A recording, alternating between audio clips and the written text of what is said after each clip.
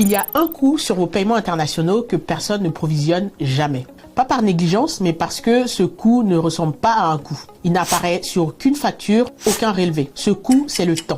Et aujourd'hui, je vais vous montrer comment le chiffrer. Si vous me découvrez dans cette vidéo, je suis Elodie et j'ai créé Effet 21 Conseils afin de permettre aux entreprises qui payent et encaissent à l'étranger de réduire leurs coûts de transaction et leurs délais. Prenons une situation banale. Un exportateur basé à Dakar qui facture un client au Canada. Le paiement part. Et là, il attend. Un jour, 2 jours, parfois une semaine. L'argent existe, il a quitté le compte du client, mais il n'est pas encore arrivé. Il est quelque part dans la chaîne de banque intermédiaire. Le Financial Stability Board, l'organe du G20, le confirme noir sur blanc. L'Afrique subsaharienne est la région la plus lente au monde pour recevoir les paiements transfrontaliers entre entreprises. Pour ces paiements, la part qui arrive en moins d'un jour ouvré est quasiment nulle.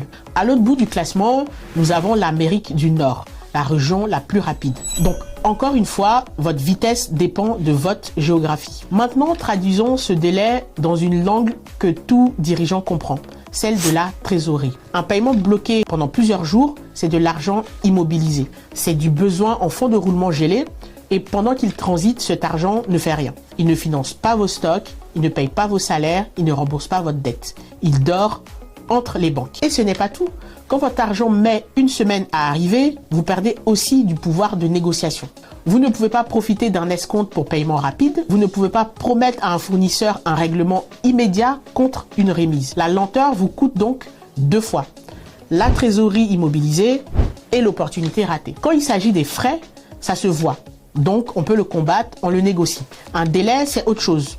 On le subit en silence. Mais les deux, au fond, vous coûtent de l'argent. Et comme pour les frais, plus votre corridor est secondaire, plus le délai s'allonge. La raison est simple.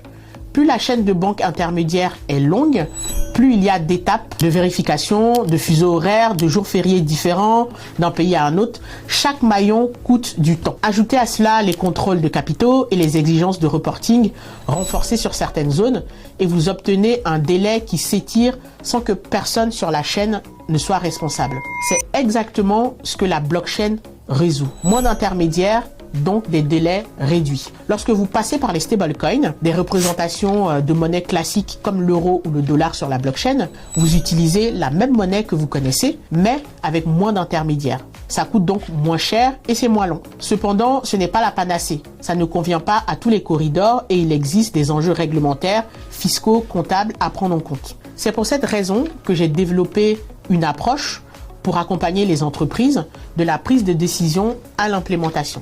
D'abord, on analyse vos données. Donc, je cartographie vos flux réels pour chiffrer ce que ça vous coûte vraiment, les frais, le change et ce délai que personne ne provisionne. Ensuite, on évalue la meilleure façon d'intégrer les stablecoins dans votre contexte pour les corridors où le délai vous fait le plus mal sans toucher au reste. Puis, on expérimente sur quelques transactions réelles en parallèle de votre banque. On mesure le gain de trésorerie, chiffre en main. Et enfin, je vous remets une recommandation claire et vous décidez à chaque étape. Au-delà du conseil, je vous accompagne jusqu'au bout. La mise en place, l'intégration des outils, la formation de vos équipes. Le conseil oriente la décision, mais c'est l'intégration qui fait la différence. Et les stablecoins restent un moyen au service de vos objectifs et non une fin en soi. Alors, la vraie question pour vous qui pilotez ces flux, ce n'est pas seulement combien je paye, c'est aussi combien de temps mon argent reste bloqué et ce que ça me coûte vraiment. Pour commencer à mesurer sans partager aucune donnée, j'ai préparé une grille d'auto-évaluation.